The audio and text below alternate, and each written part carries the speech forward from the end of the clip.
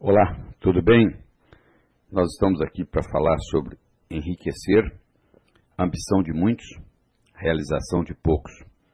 Ou seja, ter uma consciência de prosperidade. Prosperidade é um tripé, é uma combinação de saúde, riqueza e amizades.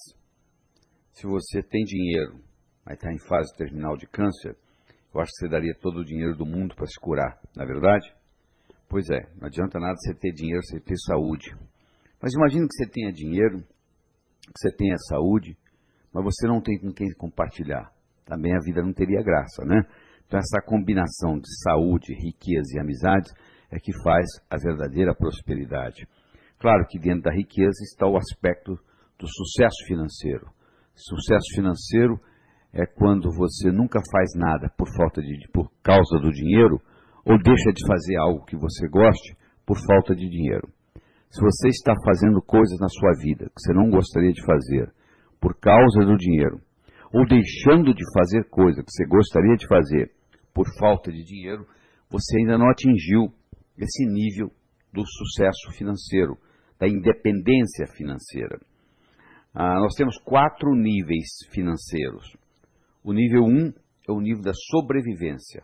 A própria palavra já diz, você está sobrevivendo, você está ganhando hoje o que você gastou ontem, ou seja, você está gastando mais do que você está ganhando. O nível 2 financeiro é o que eu chamo trocando 6 por meia dúzia, ou seja, você está gastando aquilo que você está ganhando, não sobra nada. O nível 3 é o debaixo do colchão. Você consegue ganhar mais do que gasta, só que você não sabe como fazer essa sobra render para você. Você coloca ela, entre aspas, debaixo do colchão. E, finalmente, você adquire a independência financeira, que, infelizmente, somente 5% da população no mundo tem essa independência financeira. Então, o que nós vamos discutir aqui é como você adquirir a consciência da prosperidade para você fazer o dinheiro trabalhar para você, em vez de você trabalhar por dinheiro. A consciência da prosperidade permite você viver nesse universo sem esforço, com ou sem dinheiro. É mais fácil você fazê-lo com dinheiro do que você fazê-lo sem dinheiro. Mas existem pessoas que vivem nesse mundo de uma forma muito boa, sem necessariamente terem dinheiro. Mas não é esse o caminho que nós estamos escolhendo aqui. Nós estamos escolhendo o caminho da prosperidade, onde você aprenda a gerar riquezas. E para você aprender a gerar riquezas, você tem que, antes de mais nada, entender a roda da abundância. A prosperidade na sua vida é diretamente proporcional à velocidade com que a roda da abundância gira na sua vida. E você deve estar perguntando, por que a roda da abundância não gira numa velocidade maior na minha vida? Ela talvez não gire por bloqueios emocionais, que é uma das razões. Você pensar que dinheiro é sujo, que gente rica não entra no céu, que é mais fácil um camelo passar pelo fundo de uma agulha do que um homem rico entrar no céu, ou por ignorância às leis da riqueza, ganhar, gastar, economizar e investir, que são leis universais que funcionam em qualquer lugar, que deveriam ser ensinadas já no jardim da infância, mas que a maioria nasce, vive e morre e não aprende com elas. E a matemática financeira, tão importante se aprender a mexer com os números. Existe uma doença disseminada no mundo chamada logicofobia, que é adquirida, eu acredito, no jardim da infância, onde a pessoa não gosta de lidar com o número. Se você tem dificuldade de lidar com um número, dificilmente você vai ser um milionário, porque milionário requer o conhecimento de números. Então o que nós vamos fazer aqui é mostrar para você, primeiro, como é que você pode remover esses bloqueios emocionais. Imagine a seguinte situação: você tem 6 anos de idade, você está jantando com seus pais, seus irmãos, o seu pai provavelmente sentado na cabeceira da mesa, dizendo o seguinte: eu prefiro ser pobre e honesto do que rico e desonesto. É preferível ser pobre e honesto do que rico e desonesto. Você com 6 anos de idade, você não vai levantar a mão e arguir com seu pai, que você conhece pobre honesto, pobre desonesto, rico honesto, rico desonesto, e consequentemente, pobreza, riqueza, honestidade e desonestidade não tem correlação. Você não tem essa experiência para arguir com seu pai. Você simplesmente absorve aquilo, isso passa a ser parte da sua estrutura psicológica. 25, 30 anos depois, você começa a ganhar dinheiro, o que é que você faz? Você faz uma autossabotagem. Ninguém quer ser intitulado de desonesto. Então, se você se acha desonesto porque você está ganhando dinheiro, você arruma um jeito de perder esse dinheiro para você continuar honesto. Tem gente que carrega isso a vida inteira. Então, as nossas crenças têm como finalidade única se perpetuarem. Uma crença, uma vez estabelecida, tem como função única e exclusiva se perpetuar. E ela se perpetua reforçando a crença. Você vai produzir aquilo que você acredita, e isso reforça a sua crença. Então tem gente que faz isso a vida inteira. Então você tem que entender essa roda da abundância. Você tem que entender que ela pode ser travada, como se fosse um freio de mão, pelos seus bloqueios emocionais. Eu quero falar de mais um. Por exemplo, você está com 6 anos de idade, você não sabe onde você está indo, mas você sabe que é um lugar importante, porque é colocar a melhor roupa que você tem, e você chega lá e tem alguém falando assim: é mais fácil um camelo passar pelo fundo de uma agulha do que um homem rico entrar no céu. Terminou lá o sermão, o seu pai e sua mãe levam você ao zoológico, você vê aquele animal enorme, e você pergunta para eles o que é aquilo, e eles dizem: aquilo ali é um camelo. Você chega em casa, você abre a gaveta de costura da sua mãe, você pega uma agulha, você olha na agulha e você diz: eu quero ser pobre. Só que você esqueceu que você falou isso. Do mesmo modo que quem estava pregando esqueceu de lhe ensinar que há muitos e muitos anos atrás tinha as muralhas de Jerusalém, que continuam os resquícios lá até hoje, tinha os grandes portões que eram fechados às 6 horas da tarde, eram fechados às 6 horas da tarde, que todo camelo, toda caravana de camelo que chegasse depois das 6 não podiam passar pelos portões. O único jeito de entrar na cidade de Jerusalém era através do fundo de agulha, que era uma portinhola feita para camelo passar, só que um camelo, para passar pelo fundo de agulha, ele tem que passar de joelhos e descarregado. Passar de joelhos não é muito difícil para um camelo, e sem carga. E a simbologia aí é que para entrar no reino dos céus, você tem que entrar humildemente e sem a sua carga material. Caixão não tem gaveta, mortalha não tem bolso. Tudo que você, entre aspas, tem, na realidade você não tem. Você está tomando conta, porque se você morre, tudo isso fica aí. Você vai levar apenas a sua experiência de vida. Então, isso é verdade, que para entrar no reino dos céus, você vai entrar sem os bens materiais. Mas não é verdade que se você tiver bens materiais, você não entra no reino dos céus. Eu acho que é até o contrário. Se você souber trabalhar bem com esse instrumento chamado dinheiro, isso facilita até a sua espiritualidade. Uma corda é uma corda. Você pode usá-la para enforcar alguém ou para salvar alguém do abismo. Intrinsecamente, a corda não é boa nem ruim. Uma faca é uma faca. Você pode usá-la para passar manteiga no pão ou para matar alguém. Intrinsecamente, a faca não é boa nem ruim. O dinheiro é um instrumento que, quando bem usado, é um caminho para a espiritualidade. Então você tem que entender isso. Você tem que entender que não tem nada errado em você ganhar dinheiro. Agora, você tem que entender que também você não vai levar nada daqui. Você tem que fazer o dinheiro funcionar para você e para os outros. Então vamos entender melhor a anatomia e a fisiologia dessa roda da abundância. A roda da abundância tem 2 partes: o doar e o receber. Você não consegue rodar uma roda com a metade. Tem que ter as 2. Tem gente que tem problema em doar, são muito egoístas. Tem gente que tem problema em receber, são muito soberbas. Tem gente que tanto tem problema em doar quanto em receber. Uma pequena minoria não tem problema nem em doar nem em receber.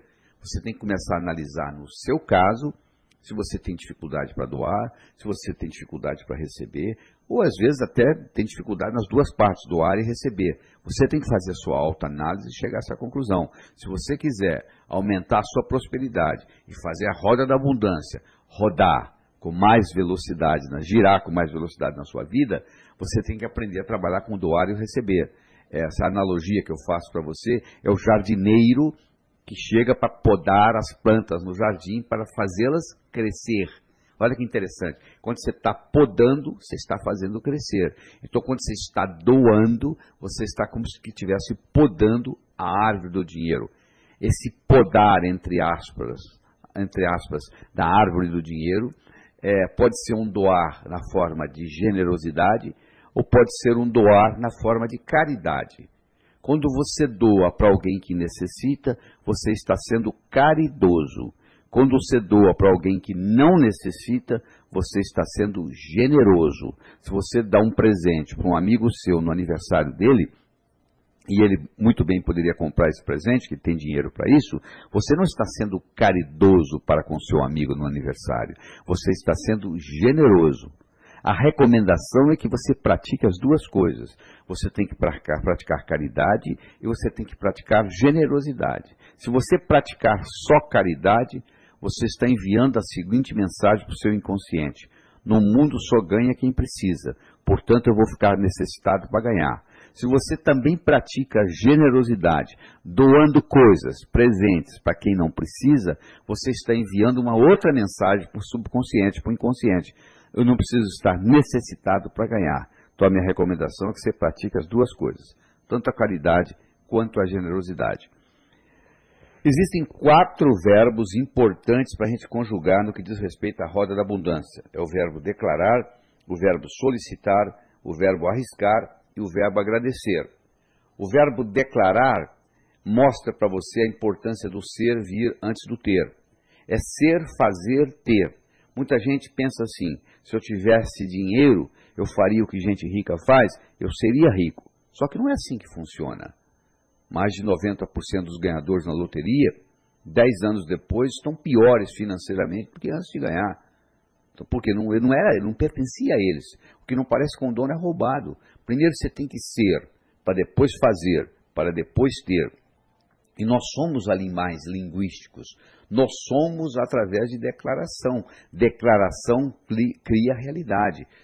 Um noivo e noiva chegam perante o juiz e o juiz diz: eu declaro vocês marido e mulher. A partir daquele momento foi criada uma realidade jurídica naquele casal. Se eles quiserem se separar agora, tem que se divorciar, porque já foi declarado. E o juiz tem autonomia para isso. Você tem autonomia para fazer declarações sobre você. Se você declara que você é próspero, você passa a fazer o que gente próspera faz, você passa a ter prosperidade. Então não subestime o poder do verbo declarar e faça as suas declarações nessa área que você achar necessárias. Aí você tem que trabalhar conjugar o segundo verbo, que é o verbo solicitar. Solicitação gera poder. O indivíduo que é tímido, ele não consegue muita coisa na vida, porque ele tem que saber solicitar, né? Aquele ditado: quem não chora não mama. Você tem que saber solicitar do universo, você tem que saber solicitar de Deus, você tem que fazer a sua solicitação, o que você quer. Terceiro, você tem que aprender a arriscar. Se você não estiver disposto a arriscar, é difícil você ser próspero e enriquecer. Elizabeth Kubler-Ross era uma psicóloga suíça que morou a vida toda nos Estados Unidos e que dava um curso ensinando a pessoa a morrer de 10 dias, e no último dia ela dava uma prova para ver se você estava realmente preparado para morrer. E nessa prova tinha uma pergunta que todos respondiam da mesma forma. A pergunta era a seguinte: se você tivesse que viver a sua vida de novo, o que você faria diferente? Todos respondiam a mesma coisa: arriscaria mais. Você que está aí me escutando, quando você tiver 90, 95 anos, e alguém lhe fizer a pergunta: se você tiver que viver a sua vida de novo, o que você faria diferente? Você também irá responder: arriscaria mais. Arriscar mais não é fazer besteira, é um risco calculado. O trapezista no circo, ele larga um trapézio para pegar o outro, mas ele dá uma olhadinha para ver se o outro trapézio está vindo. Mas naquele período que ele largou um para pegar o outro que já está vindo, ele passa por um momento de vulnerabilidade. Então tem gente que passa a vida inteira não querendo ficar vulnerável em momento nenhum, brigando por entre aspas, segurança, que na realidade não existe, né? Não existe segurança na vida, apenas oportunidades. Então você tem que conjugar mais na sua vida o verbo arriscar. E finalmente você tem que trabalhar com o verbo agradecer. Gratidão é a mãe de todas as outras virtudes. Se você observa, as pessoas em geral estão reclamando daquilo que tiveram e perderam, ou daquilo que gostariam de ter e não obtiveram ainda. Raramente se encontra uma pessoa dizendo assim: eu gostaria de ter isto e tenho, eu não gostaria de ter aquilo e não tenho, eu gostaria de ter uma boa família e tenho, eu não gostaria de ter câncer e não tenho. Então você tem que aprender a agradecer aquilo que você tem para obter mais daquilo que você quer. Essa é a grande verdade. A gratidão funciona como um sistema de retroalimentação num processo cibernético. Então você tem que aprender a conjugar mais frequentemente o verbo agradecer. Então quando você trabalha com o verbo declarar, com o verbo solicitar, com o verbo arriscar e com o verbo agradecer, fica mais fácil você implementar mais velocidade no giro da sua roda da abundância.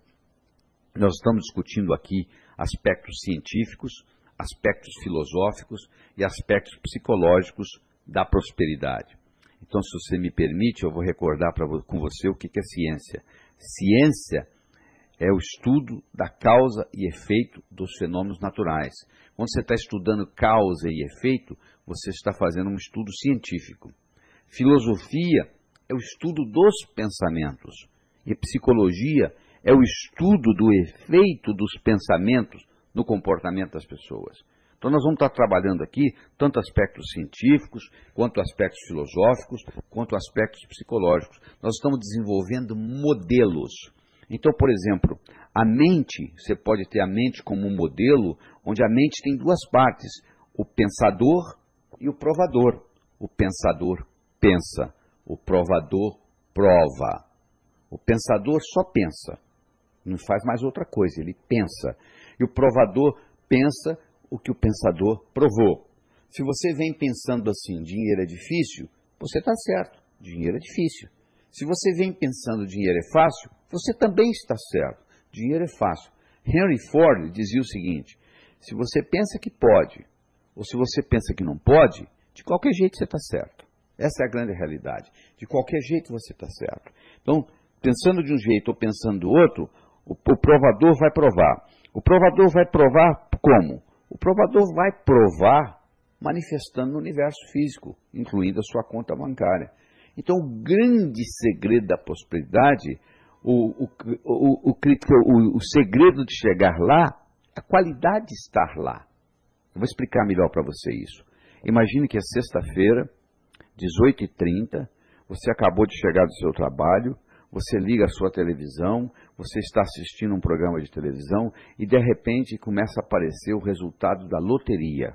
E por coincidência você comprou um bilhete, você tira o bilhete do bolso e o bilhete é um bilhete premiado. O número que aparece na televisão é o número do seu bilhete. Você acabou de ganhar $1 milhão.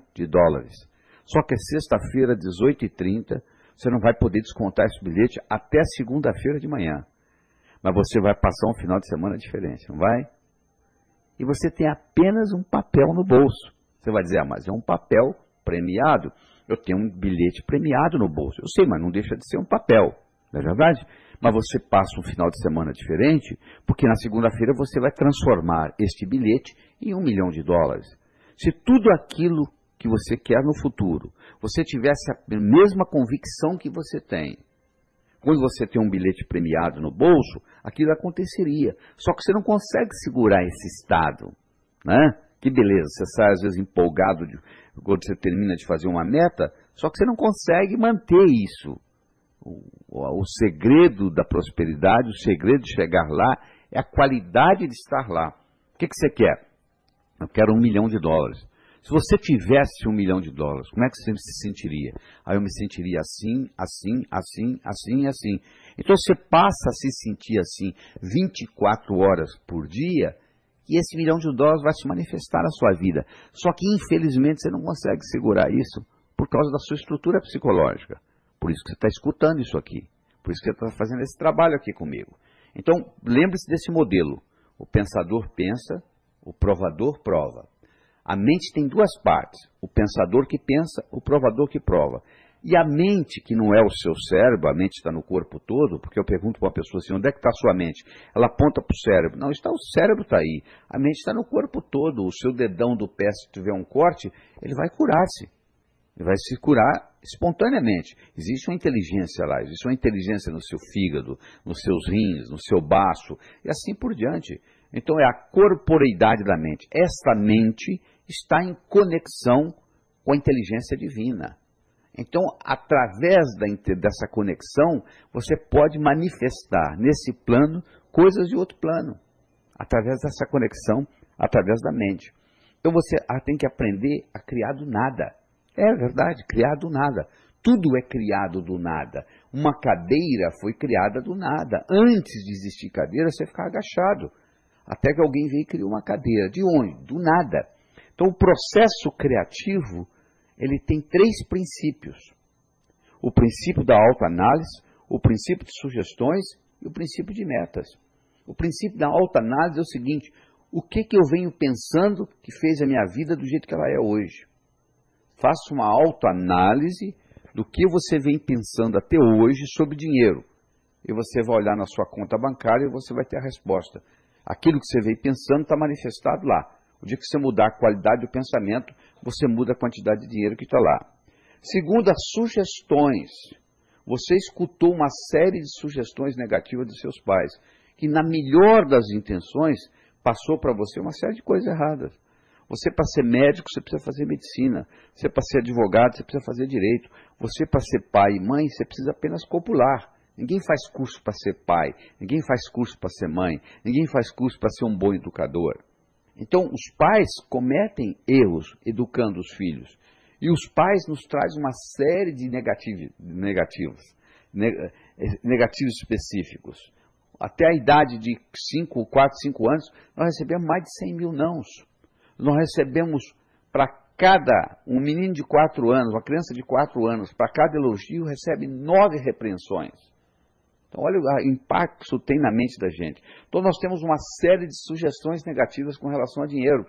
Você, para reverter isso, você tem que pegar essas sugestões negativas, transformá-las em positivas e falar, e escrever, e escutar, e gravar com a sua voz, até que você mude. E terceiro, você tem que entender a diferença entre metas e objetivo. Se eu estou em Nova York e quero ir a Chicago, eu saí de Nova York e fui para Chicago, eu tenho uma meta. Agora, se eu estou em Nova York e quero viajar oeste, quando eu chego em Chicago ainda tem mais oeste. Quando eu chego em Los Angeles, tem mais oeste. Quando eu chego em Honolulu, no Havaí, tem mais oeste. Quando eu chego em Sydney, na Austrália, tem mais oeste. Como a Terra é redonda, eu vou voltar a Nova York. Então, quando eu estou viajando oeste, eu tenho um propósito, viajar oeste. Quando eu estou indo para Chicago, eu tenho uma meta. Então, uma coisa é você ter meta, outra coisa é você ter propósito de vida, ou finalidade de vida. Qual é a sua finalidade de vida? Essa é uma pergunta que você tem que fazer 21 dias seguidos, toda noite antes de dormir. Qual é a minha finalidade de vida? No momento que você descobre a sua finalidade de vida, vários milagres irão ocorrer na sua vida. Você vai ver que você vai ter mais energia, mais disposição. Segunda-feira passa a ser o melhor dia da semana. Você não tem mais problema financeiro no seu universo físico, etc, etc, etc. Você tem que perguntar para você mesmo, qual é a minha finalidade de vida? E não é uma pergunta só, você tem que fazer isso. Tem gente que leva 1 mês, 2, 3, para descobrir. No momento que você descobre a sua finalidade de vida e alinha as suas metas com a sua finalidade de vida, muita coisa muda na sua vida. Então, você entender essa diferença entre meta e objetivo ou propósito ou finalidade faz uma diferença enorme na sua vida. Eu agora quero começar a discutir com você as leis da riqueza, que são leis que deveriam ser ensinadas no jardim da infância. Isso funciona, é igual a gravidade, funciona em qualquer parte do mundo. Qualquer lugar que você aplicar as leis da riqueza, que é a lei do ganhar, a lei do gastar, a lei do economizar e a lei do investir, essas leis funcionam em qualquer lugar. Então vamos começar com a lei do ganhar. Todo dinheiro é criado pela mente humana.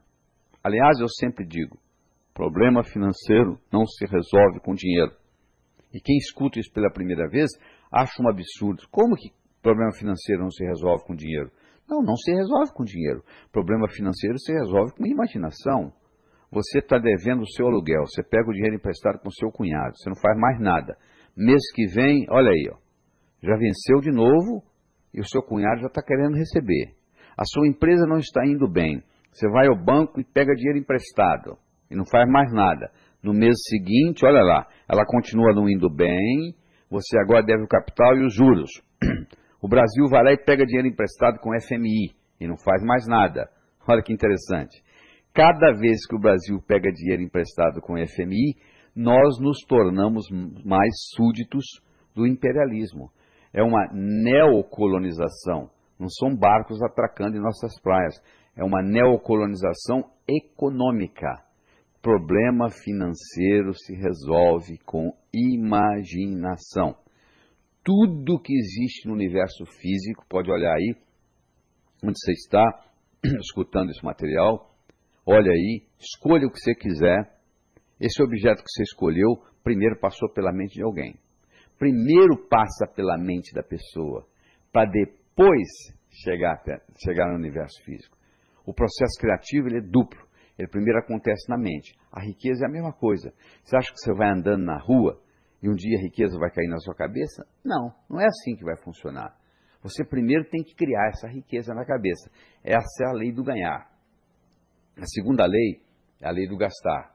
O valor do dinheiro é determinado pelo comprador e vendedor em cada transação. Isso é importante você entender isso. Você está lendo o jornal domingo de manhã. Está o anúncio lá de um carro que você gostaria de comprar, só que está caro. Vai lá ver, você não sabe. Pode ser que a viúva lhe venda pela metade do preço, porque você vai cuidar do carro tão bem quanto o seu falecido marido. Você não sabe o que vai acontecer. O valor do dinheiro é determinado pelo comprador e vendedor em cada transação. Imagine que você esteja navegando no Rio Negro, o seu barco afunda, você tem uma mochila com $10.000. E os $10.000 estão sequinhos, protegidos dentro da mochila. Você encontra um índio que tem uma canoa e você quer que ele te leve 10 quilômetros rio abaixo. E você dá para ele os $10.000. Ele nunca viu dinheiro, quanto mais dólar. Você acha que ele vai fazer isso? Não.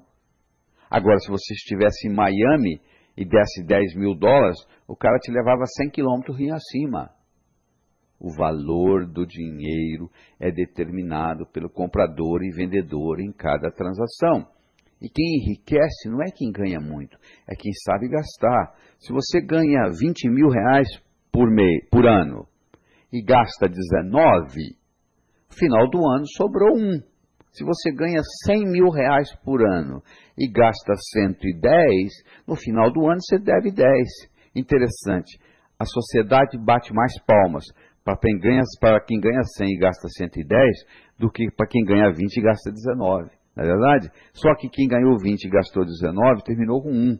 E quem ganhou 100 e gastou 110 terminou devendo 10. Está numa situação muito pior. Então você tem que aprender a gerenciar suas despesas, que nós vamos discutir um pouquinho mais para frente. Terceiro, é a lei do economizar. É você saber economizar. Primeiro criando o conceito que eu chamo de dízimo pessoal. Você tem que pegar 10% que você ganha e guardar para você. Você já observou o que acontece? Chega no final do mês, você paga todo mundo. Você só não paga uma pessoa. Você que ganhou. Interessante, né? Você paga o dentista, a prestação do carro, a universidade. Você só não paga a escola das crianças. Você só não paga uma pessoa. Você que ganhou. Isso tem que ser revertido. Você tem que fazer o dízimo pessoal. Você tem que pegar 10% e guardar. Se você estiver pensando assim, mas eu já ganho tão pouco, bom, se você ganha pouco, 10% não é quase nada. Em outras palavras, você pode viver com 90% que você ganha, porque tem gente que vive com muito menos que você ganha. Então você pode viver com 90%. Quando você começa a economizar esses 10%, ocorre uma mágica na sua vida, porque você está enviando para o subconsciente a seguinte mensagem: eu vivo num universo abundante, tenho o suficiente e sobra. O seu subconsciente começa a viver um ambiente de prosperidade. Isso é muito importante. E se você está pensando assim, mas eu já ganho, eu já guardo 40%. Ótimo, mas separa os 30 dos 10, porque esses 10 vão criar um imã de dinheiro. A palavra dízimo vem de 10. Em todas as religiões do mundo, o dízimo é 10%, porque da Cábala, o 10, o 1 significa criatividade, iniciar, e o 0 significa mais. Então você tem esses 10% que você vai economizar de dízimo pessoal, esse dinheiro você nunca pode usá-lo em nada perecível ou roubável. Você tem que guardar até um certo ponto, e aí você compra uma propriedade, um lote, o que seja, mas você não pode comprar em coisas perecíveis ou roubáveis, porque isso vai criar o imã do dinheiro. Se você abrir a torneira da sua casa, sai água. Para onde que vai a água? Vai para o esgoto. O esgoto vai para o rio. O rio vai para o mar. Para onde vai a água, então? Para onde tem água. E ódio, para quem tem ódio. E amor, para quem tem amor. E dinheiro, para quem tem dinheiro. O dinheiro não vai para o pobre. O dinheiro vai para quem tem dinheiro. Você vai no banco e fala para o gerente, pelo amor de Deus, eu estou apertado e me empresta dinheiro. Ele diz, não, para você não. Mas se você chega lá e prova para ele que você não precisa de dinheiro, ele vai querer lhe oferecer um empréstimo, porque o banco, afinal, vive de juros.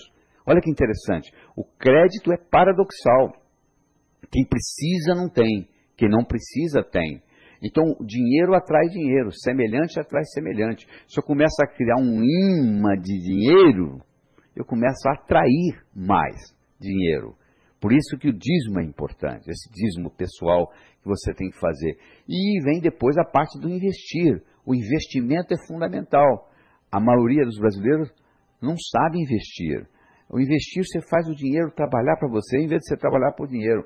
O investir tem que ter legalidade, você não vai investir na distribuição de cocaína, você tem que investir numa coisa legal, que tenha legalidade, você vai investir, aí você vai buscar se tem mais ou menos rentabilidade, mais ou menos segurança, mais ou menos liquidez. Rentabilidade, segurança e liquidez são os 3 pontos-chave de um investimento. Tem dinheiro que você vai deixar lá mais a longo prazo, você não está preocupado com a liquidez, mas você está preocupado com a segurança ou com a rentabilidade. Tem dinheiro que você precisa de mais liquidez. A rentabilidade talvez não seja tão alta, mas você pode tirar a hora que você quiser. Às vezes você coloca um dinheiro na poupança e você pode ir lá e tirar o dinheiro a hora que você quiser. Mas se você compra uma casa, você não pode querer vender a casa, pode ser que você não encontre comprador no dia que você quer vender a casa. Então já não tem a mesma liquidez de uma caderneta de poupança. Aí você vai ter que decidir aí se é mais ou se é menos. Mas só trabalhar com as leis da riqueza não é o suficiente. O ganhar, o gastar, o economizar, o investir é muito importante. Você tem que estar preocupado com isso. Agora, você também tem que ver o aspecto psicológico da coisa. Existem os pesos pesados, que eu chamo, na psicologia, que interferem na sua capacidade de ganhar dinheiro. Por exemplo, o modo como você nasceu faz uma diferença enorme. Se você não foi bem-vindo ao mundo, se você vai visitar uma cidade, você tem uma experiência ruim naquela cidade, você não quer voltar naquela cidade, não é verdade? Porque você tem uma experiência ruim. Se você chega aqui e você tem 14 horas de trabalho de parto, já ficou complicada a sua chegada. Então, o modo como você nasceu faz uma diferença enorme. E não adianta você fazer terapia, porque os traumas do nascimento, naquela época você não tinha linguagem. Eles são codificados a nível celular. Você tem que trabalhar com terapias corporais. Nós temos um curso chamado Sintonia, que fazemos no Brasil 5 vezes por ano, vem gente do mundo inteiro, são 39 horas de trabalho, 12 no primeiro dia, 17 no segundo e 10 no terceiro, fazemos no Hotel Fazenda, é uma sexta, sábado e domingo, e as pessoas vêm, fazem essa sintonia, e na primeira noite nós transformamos a sala, que é enorme, num grande útero, onde nós colocamos uma música alta, que foi gravada em Atlanta, Geórgia, por um dispositivo colocado dentro do útero de uma mulher grávida. Então o som que você escutava quando você estava no útero da sua mãe é jogado naquela sala. Nós colocamos essência que dá um aroma de maternidade, de lavanda, e nós fazemos uma respiração onde você respira, inspira, expira, inspira, expira, e você cria o que em medicina nós chamamos de uma alcalose respiratória, e você volta a sua vida intrauterina. E você tem a sensação dos traumas e você libera, tem uma catarse dos traumas que ocorreram com você durante isso. Existem no Brasil muitos terapeutas que trabalham com renascimento, você tem que buscá-los, ver se eles são de credibilidade e fazer essa experiência. Ou você pode ligar para o nosso escritório em São Paulo, o código aqui de São Paulo é 11, o telefone é 38890038 e se informar quando será o próximo curso Sintonia, que não cuida só disso não, cuida de muitas outras coisas. Nos 2 primeiros dias nós trabalhamos com a parte pessoal, lavamos a sua alma, e no 3º dia lhe damos uma visão empresarial. Então esse é o problema do nascimento. O segundo é a síndrome da desaprovação dos pais. Eu não posso ganhar muito mais dinheiro que meus pais, porque eles vão se sentir humilhados. Então eu vou ganhar mais, mas um pouco mais. Então se você tem a síndrome da desaprovação dos pais, se você tem essa necessidade de não ganhar muito mais do que seu pai, às vezes essa necessidade até inconsciente, 30% das pessoas no mundo têm a síndrome da desaprovação dos pais, que funciona na roda da abundância como se fosse um freio de mão, essa é a grande verdade. Então 30% das pessoas têm, eu não sei se é o seu caso, mas o fato é que essa síndrome da desaprovação dos pais, ela trava a roda da abundância. E você tem que trabalhar isso psicologicamente primeiro, para depois saber usar inteligentemente as leis da riqueza, o ganhar, o gastar, o economizar e o investir. A negatividade específica são aquelas negatividades com relação a dinheiro, né? Dinheiro é sujo, gente rica não entra no céu, eu prefiro ser pobre e honesto do que rico e desonesto, que nós já discutimos nesse material, em que você tem que reverter isso na sua cabeça. E a sensação de morte iminente é você ter aquela sensação de que você vai morrer a qualquer momento. Então, a pessoa que tem um sofrimento no nascimento, e quando ela respira pela primeira vez, ela respira, porque o nascimento aqui fora da vida intrauterina começa com uma inspiração, e a vida termina com uma expiração. Por isso, quando alguém morreu, se diz, fulano expirou, né? Morreu, quer dizer, parou de respirar. Então, quando você inspira, se você inspira com uma sensação de dor e uma sensação de morte, isso fica codificado no seu cérebro. Então, a gente tem que viver com a sensação que a gente fosse viver para sempre. Quantas pessoas você conhece com 65 anos de idade, que tem uma experiência enorme, bonita, que podia estar sendo útil à humanidade e já está se programando para morrer? Não é verdade? As pessoas que vivem muito, que passam dos 90, 100 anos, são pessoas que estão constantemente tendo desafios, criando novidades na cabeça, tendo metas novas, como se fosse viver para sempre. Então isso é muito importante. E a outra coisa que eu quero discutir do ponto de vista psicológico é essa desculpa do karma. Eu não estou aqui para discutir se existe ou não existe karma. Eu estou aqui para dizer o seguinte, tem gente que usa uma desculpa. Sabe por que eu não consigo ganhar dinheiro nessa vida? Por causa do meu karma. Para você eu gostaria de dizer o seguinte, se a sua vida passada fosse mais importante do que essa, você estaria vivendo a vida passada e não esta. Eu acho que mais importante do que karma, mais importante do que tudo, é o nosso livre-arbítrio. Isso nós temos. A cada momento você tem direito de ir para a esquerda ou para a direita, ou ir em frente ou voltar. Esse livre-arbítrio é uma característica que nem Deus tira da gente. Cada um tem seu direito ao livre-arbítrio. Eu acho que se você tivesse vindo aqui para viver exatamente uma história já totalmente escrita, na minha opinião, seria uma sacanagem cósmica. Na realidade, nós somos co-criadores da nossa existência. Eu gostaria de discutir com você ainda alguns mitos populares. Quando eu digo mito, é porque falta causalidade. Existe uma diferença entre casualidade, que quer dizer por acaso, e causalidade, que tem uma causa. Então as pessoas confundem uma coisa com a outra. Por exemplo, tem pessoa que pensa que para ganhar dinheiro você tem que trabalhar muito, que não é verdade. Você tem que trabalhar inteligentemente. Uma vez em Brooklyn, New York, um indivíduo ficou milionário aos 65 anos de idade. E quem estava entrevistando ele para a televisão perguntou para ele assim, por que o senhor ficou milionário aos 65? Por que não aos 55? Por que não aos 45? E ele respondeu, estava tão ocupado trabalhando que eu não tinha tempo de ganhar dinheiro. Olha que resposta profunda. Às vezes o sujeito está tão obcecado com o que ele está fazendo no dia a dia, que ele não tem tempo de dar um passo para trás e ver a coisa numa perspectiva maior. Não sei se esse é o seu caso, mas às vezes é importante tirar férias. Às vezes você volta das férias renovado e com ideias novas. Então às vezes você está trabalhando muito e não está saindo do lugar. Então você tem que dar uma checada nisso. O outro mito é que eu não posso ganhar dinheiro e me divertir ao mesmo tempo. O sujeito fala assim, durante a semana eu trago o leite das crianças, agora sábado e domingo eu faço o que eu quero. Meu amigo, o que você faz por diversão, alguém faz por profissão. Isso eu posso lhe garantir. Eu não sei qual é o seu hobby, mas eu posso lhe garantir que aquilo que você faz por diversão, alguém faz por profissão. O que você gosta de fazer? Jogar tênis? Tem gente que é instrutor de tênis.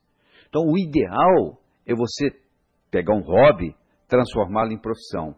Nunca mais você vai trabalhar. Você vai estar sempre se sentindo de férias. Então o ideal é você ter uma profissão que você não precisaria receber para estar feliz. E cobrar, e fazer aquilo. Aí você vai estar sempre satisfeito, porque vai estar fazendo o que você gosta. Você tem que fazer o que você gosta e gostar do que você faz. Tem que ser as duas coisas. Porque por melhor que seja o que você está fazendo, esse é o filé mignon. Sempre vão ter outras coisas.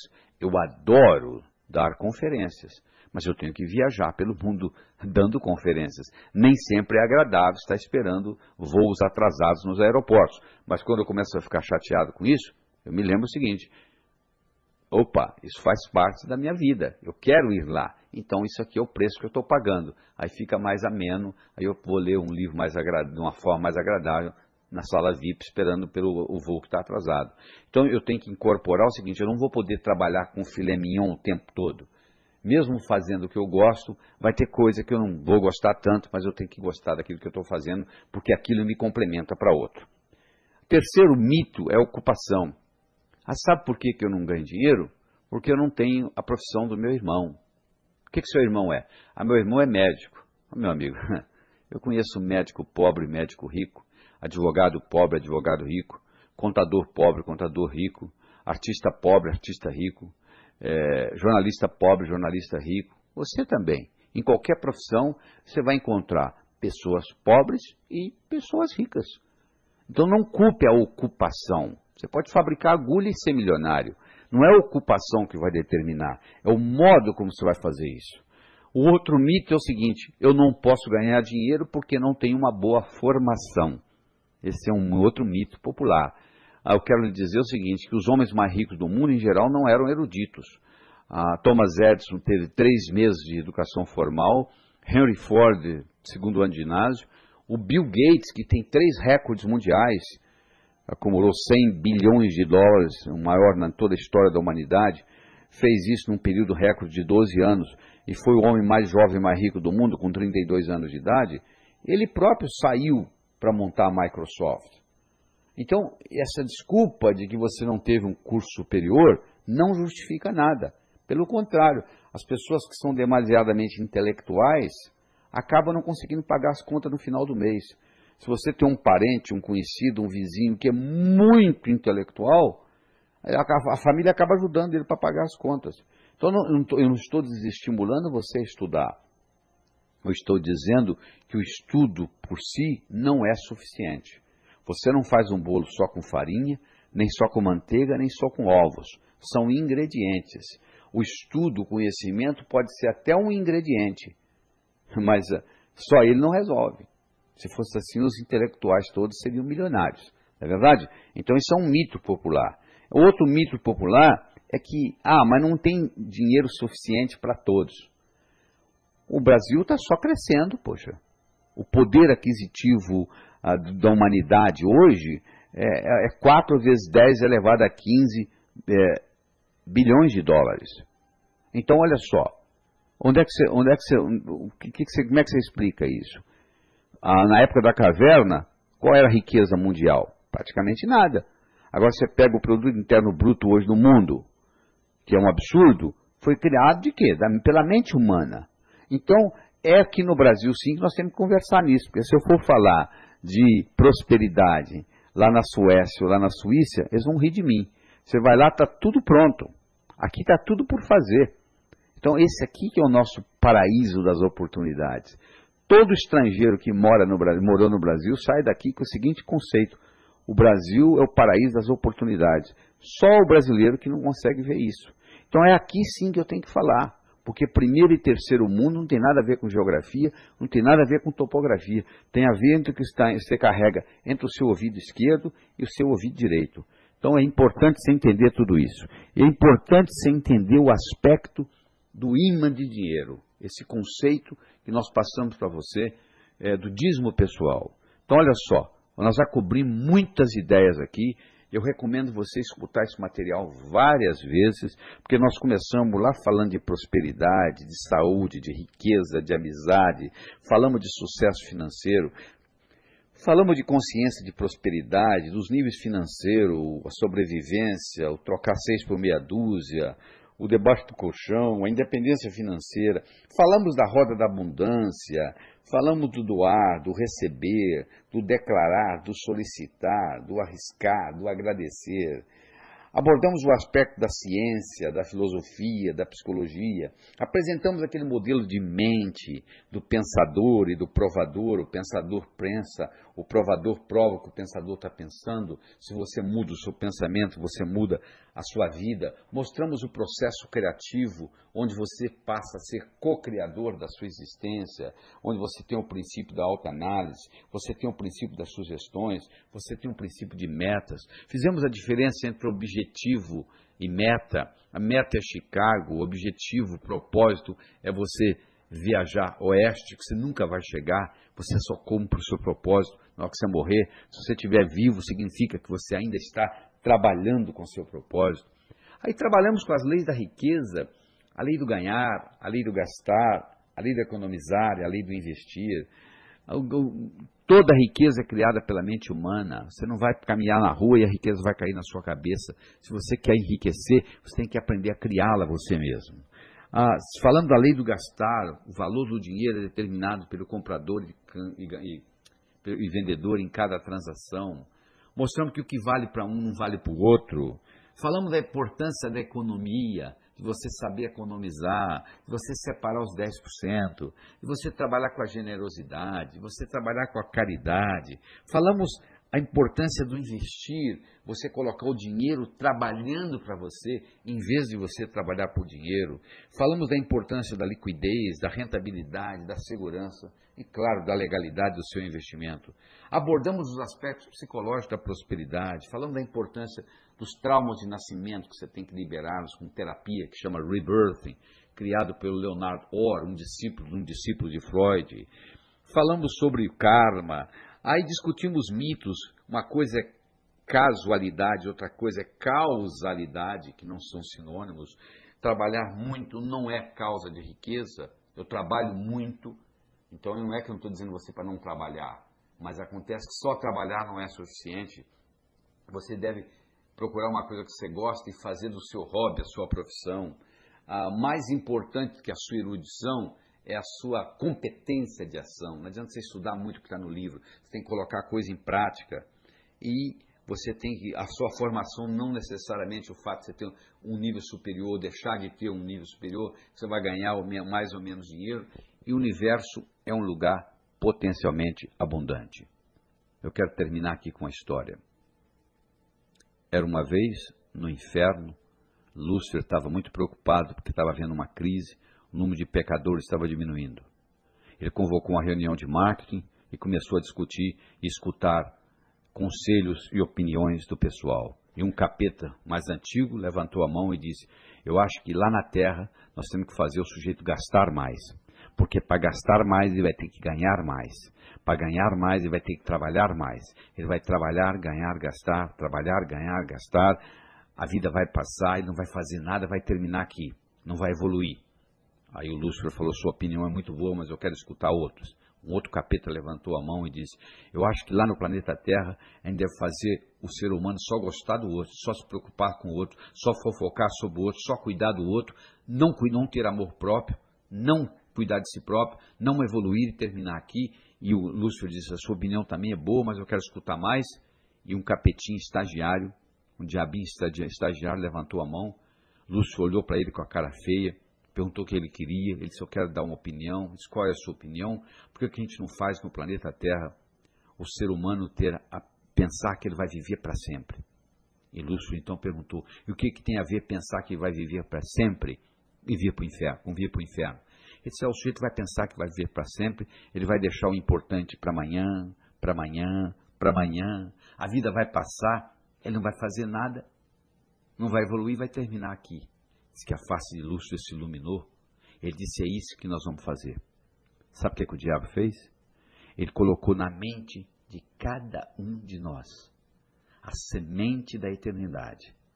Você pensa que seu primo vai morrer antes de você, que seu vizinho vai morrer antes de você, que seu chefe vai morrer antes de você, mas você não. Você vai ficar aqui para a eternidade. Aí sabe o que você faz? Como a maioria dos que já morreram, você vai deixando para amanhã, para amanhã, para amanhã. Se você fosse no cemitério e conversasse com quem, entre aspas, está morando lá, eles iam dizer que a vida foi curta, que não deu tempo de fazer o que eles tinham que fazer. Você está escutando esse material todo. Você vai colocar ele em prática? Ou é apenas um exercício para escutar? Eu recomendo que você escute ele pelo menos 5 vezes, para mexer na sua estrutura psicológica. E coloque em prática. Porque não adianta só você escutar. Você tem que colocar em prática. Esse conhecimento só vai ter valor o dia que ele passar do campo do pensamento para o campo da ação. Eu espero que novos caminhos se abram à sua frente, que o vento sopre levemente às suas costas, que o sol brilhe suave e morno no seu rosto, que a chuva caia de mansinho em seus campos. E até que nos encontremos de novo, que Deus lhe guarde nas palmas de suas mãos. Até logo.